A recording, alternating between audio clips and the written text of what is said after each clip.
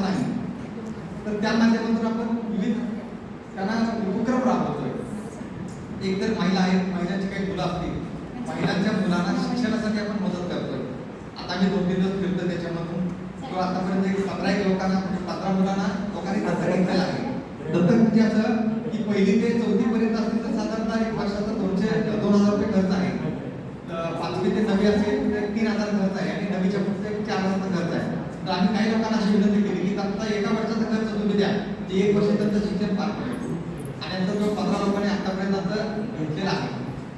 त्याचबरोबर मुलांचं काही 10वी 12वी झालेली मुलं असतील तर त्या मुलांना सुद्धा आपण काय करतोय की त्यांना पुढचं शिक्षण देतोय, 12वीच्या पुढचं शिक्षण देतोय. आणि त्यांना समजा जर एक चांगली मुलं हुशार असतात, काही शिकणारे असतील तर त्यांना परदेशात जाण्याची सुद्धा संधी देतोय.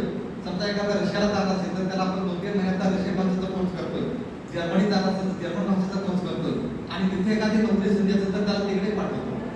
त्या संस्थेच्या माध्यमातून आपण मुलांना पुढं भविष्यात त्यांचं आयुष्य घडवतोय.